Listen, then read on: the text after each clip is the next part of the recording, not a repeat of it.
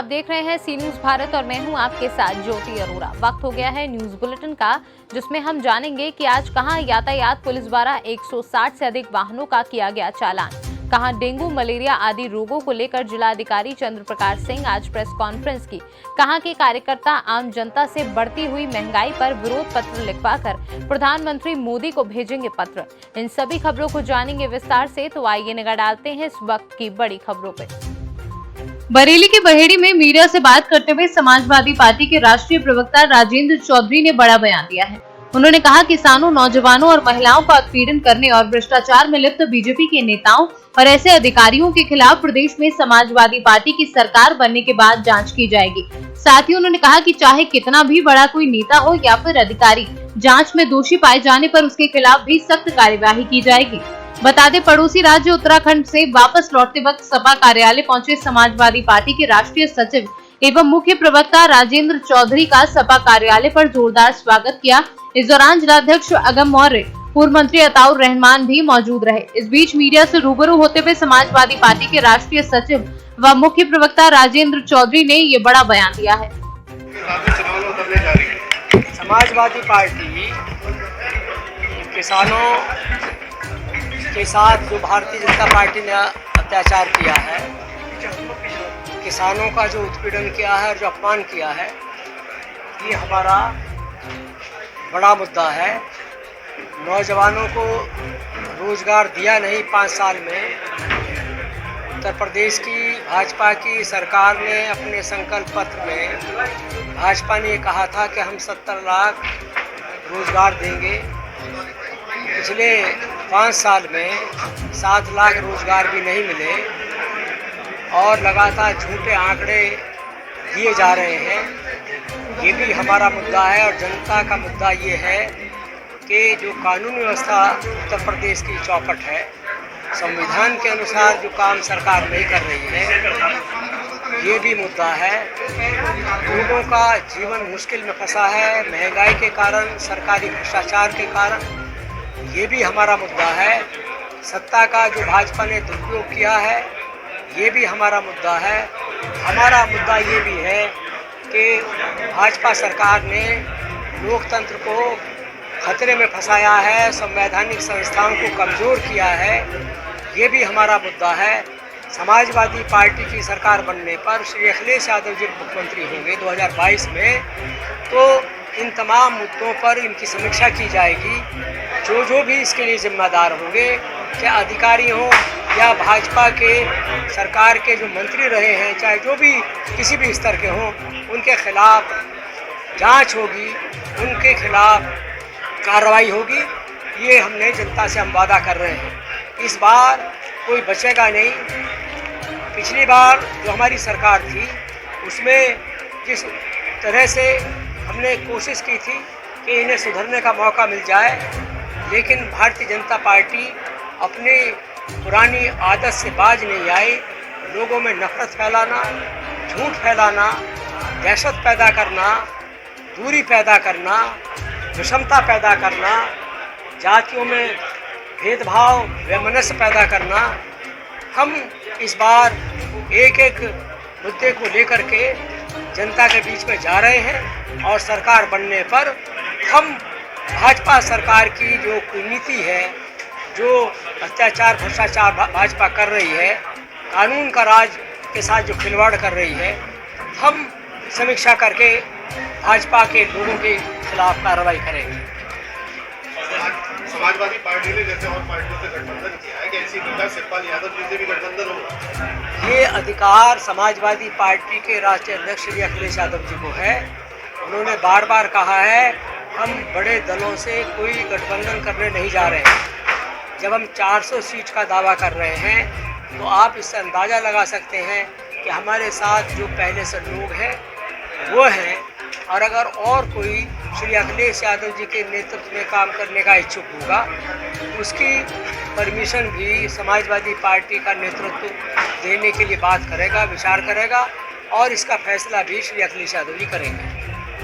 स्वदेशी का नारा देने वाली भाजपा सारी चीज़ों का भाजपा ने जो यहाँ मल्टीनेशनल कंपनी बुलाई है और जिस तरह से लोगों की खजाने की लूट कराई है, वो स्वदेशी का नारा देना उनके लिए आज मजाक बन गया है। भारत में जो इन्वेस्टमेंट है, जो बाहर से कंपनियां बुलाई जा रही हैं, बाहर से जो मदद ली जा रही है, स्वदेशी विचार कहाँ टिक सकता है। जो ये उत्पादन की बात करते हैं, सिर्फ नारों से लोगों का जीवन को नहीं चलाया जा सकता, लोगों को नहीं बहकाया जा सकता। हकीकत ये है कि भारतीय जनता पार्टी ने जनता को धोखा दिया है और इसका जवाब जनता देगी। और सरकार बनने पर समाजवादी की सरकार में श्री अखिलेश यादव जी एक एक इस तरह के झूठ का बदला लेंगे, फैसला करेंगे, इनके खिलाफ कार्रवाई करेंगे। भाजपा एक तरफ नारी सम्मान की बात करती है, दूसरी तरफ प्रदेश में बेटियों के साथ क्या हो बहुत लगातार, यानी बच्चियों का जीवन घोर संकट में है। स्कूल नहीं जा सकती, उनके परिवार के लोग डरे रहते हैं। हत्या है, अपहरण है, बलात्कार है, ये आम घटनाएं हैं। लेकिन ये सरकार भाजपा की, इसे कोई दर्द नहीं है, कोई लाज नहीं है। ऐसी निर्लज्ज सरकार लोकतंत्र में कभी नहीं आ सकती। भाजपा ने किसानों की आय दोगुनी करने का वादा किया था। भाजपा ने तो अपने संकल्प पत्र में लिखा था 2019 में ही, और इन्होंने भी कहा कि हम 2022 तक किसान की आय दुगना कर देंगे। इससे बड़ा कोई झूठ हो सकता है? वो उनका जीवन संकट में फंसा है किसानों को। और अब अडानी और ये सब मिल करके उनके खेतों पर उनकी कोई दृष्टि है। अब उसके मालिक ये बनना चाहते हैं, किसान को मजदूर बनाना चाहते हैं। उत्पादन लागत का जो 1.5 गुना का वादा किया था इन्होंने अपने घोषणा पत्र में, केंद्र की सरकार ने भी, कि हम उत्पादन लागत से 50% ज़्यादा देंगे। डॉक्टर स्वामीनाथन कमीशन की जो रिकमेंडेशंस हैं उनको लागू करेंगे, कोई अमल नहीं किया। उल्टे उनके खिलाफ झूठे मुकदमे फंसाए जा रहे हैं, उनको बदनाम किया जा रहा, रोज़ किसानों का अपमान किया जा रहा। जनता ये सब देख रही है और इसकी कीमत भाजपा को चुकानी पड़ेगी। बरेली से सी न्यूज़ संवाददाता अब्दुल वाजिद की रिपोर्ट। शिकारीपारा थाना क्षेत्र के देवदाहा भूटंका दार के बीच एक मोड़ पर आज लगभग 3 बजे 2 मोटरसाइकिल के बीच जोरदार टक्कर हो गई। टक्कर के फलस्वरूप पल्सर मोटरसाइकिल सवार 2 युवकों में से एक की मौके पर ही मौत हो गई, जबकि दूसरा गिरकर बुरी तरह जख्मी हो गया। वहीं दूसरा मोटरसाइकिल सवार युवक एक्सीडेंट के बाद मौके से अपनी मोटरसाइकिल समेत फरार हो गया। दुमका से सी न्यूज़ संवाददाता सद्दाम हुसैन की रिपोर्ट। बढ़ती महंगाई और ऊपर से कोरोना की मार ने आम आदमी का जीना मुहाल कर रखा है। ऐसे में कांग्रेस बढ़ती महंगाई के खिलाफ न सिर्फ सड़कों पर नजर आ रही है, बल्कि रणनीतिक तौर पर भी कांग्रेस केंद्र और बीजेपी सरकार पर हमलावर है। इसी का ताजा उदाहरण सोमवार को इंदौर में देखने को मिला, जहां कांग्रेस भले ही केंद्र के विरोध के स्वरूप को प्रतीकात्मक बता रही है, लेकिन कांग्रेस ने जो डाक टिकट जारी किए हैं उससे अब बीजेपी और सरकार में खलबली मचना लाजमी है। दरअसल केंद्र सरकार द्वारा 2017 में माई स्टाम्प योजना की शुरुआत की थी और इसी योजना के तहत इंदौर में कांग्रेस केंद्र के अधीन आने वाले डाक विभाग से महंगाई डायन गैस मूल्य वृद्धि को लेकर बनवाकर उन्हें जारी किया है। इन डाक टिकट को बनाने का उद्देश्य महंगाई की खिलाफत करना है। वहीं कांग्रेस ने आम जनता से अपील की है कि महंगाई डायन और गैस सिलेंडर वाले टिकट का इस्तेमाल कर वो अधिक से अधिक पत्र सरकार को भेजें। देखिए, जिस तरह देश के अंदर महंगाई निरंतर बढ़ती जा रही है, जिस तरह से गैस की टंकी के भाव 212 हो गए हैं, पेट्रोल के भाव जिस तरीके से 110 के ऊपर हो गए हैं, दालों के भाव बढ़ गए हैं, रोज के उपभोग करने वाली सारी चीज़ों के भाव निरंतर बढ़ते जा रहे हैं। मगर केंद्र की मोदी सरकार बिल्कुल सो रही है। 2014 से पहले उनको महंगाई डायन लगती थी, आज उनको अप्सरा लगती है। तो आज हमने इसीलिए माई स्टैम्प योजना के तहत, जो कि केंद्र सरकार की 2017 में योजना चालू हुई थी, माई स्टैम्प योजना, उस योजना के तहत आज हमने डाक विभाग से महंगाई डायन और गैस की टंकी वाले हमने डाक टिकट हमने बनवाए हैं और उसको हमने आज यहाँ जारी करा है। हम ये बताना चाहते हैं केंद्र की मोदी सरकार को कि देश की आम जनता महंगाई से इतनी त्रस्त है क्योंकि उसकी रीढ़ की हड्डी और उसकी कमर की हड्डी टूट गई है। लोग बेरोजगार हैं, किसान परेशान हैं, युवा परेशान है। इसीलिए आज हमने डाक टिकट बनाया और ये डाक टिकट हम पूरे शहर के अंदर वितरित करेंगे आम जनता को और उनसे मांग करेंगे कि यही डाक टिकट लगाकर वो नरेंद्र मोदी जी को मांग करें कि देश के अंदर जल्द से जल्द महंगाई कम हो। क्या आपको लगता है कि सिर्फ डाक टिकट जारी करने से उन पर असर पड़ेगा? रोड पर उतर कर आते हैं, धरना प्रदर्शन या अन्य कार्यक्रम करने चाहिए? देखिए, निरंतर राहुल गांधी जी से लेकर तो ज़मीन का एक बूथ का कार्यकर्ता भी सड़कों पर आज कांग्रेस का दिख रहा है पूरे देश के अंदर। महंगाई के मुद्दा हो या कोई भी मुद्दा हो, हर मुद्दे पे कांग्रेस का कार्यकर्ता सड़कों पर है। मगर हम ये इनको प्रतीकात्मक रूप से एक ऐसा कटाक्ष करना चाहते हैं कि आपकी सरकार में, आपके डाक विभाग से अगर महंगाई डायन के डाक टिकट अगर जारी होते हैं तो निश्चित रूप से आप मानिए कि देश के अंदर लोग कितने परेशान हैं, त्रस्त हैं, पीड़ित हैं। मैं विवेक खंडेलवाल, प्रदेश सचिव मध्य प्रदेश कांग्रेस कमेटी। इंदौर से सीनू संवाददाता शहनवाज खान की रिपोर्ट। कांग्रेस लगातार किसी न किसी मुद्दे को लेकर मैदान में डटी है और जनहित मुद्दों का पुरजोर विरोध कर रही है। विपक्ष में रहकर अपनी भूमिका भी निभा रही है। उसी के चलते बढ़ती हुई महंगाई के विरोध में कांग्रेस ने महंगाई डायन सहित अब की बार 1000 पार के मोनो वाले डाक टिकट जारी किए हैं। वहीं शहर के कांग्रेस कार्यकर्ता आम जनता से बढ़ती हुई महंगाई पर विरोध पत्र लिखवाकर उक्त डाक टिकट लगाकर प्रधानमंत्री मोदी को भेजेंगे। इस भारत की सरकार को अडानी और अंबानी जैसे उद्योगपति चला रहे हैं और एक दिन ही अडानी और अंबानी नरेंद्र मोदी से दिल्ली में एक बड़ा भारी बोर्ड लगवाएंगे, इंडिया फॉर सेल, जिसके परिणाम दिखने लग गए हैं। कई 17 संस्थाएं बेचने की तैयारी नरेंद्र मोदी ने कर ली। देखिए, मैं बार बार अपने पत्रकार साथियों से मैंने कहा है, इस लॉ एंड ऑर्डर की स्थिति पे असल में क्या है, शिवराज चौहान को 2018 में आम जनता ने नकार दिया। ठीक है, खरीद फरोख्त की सरकार बना ली।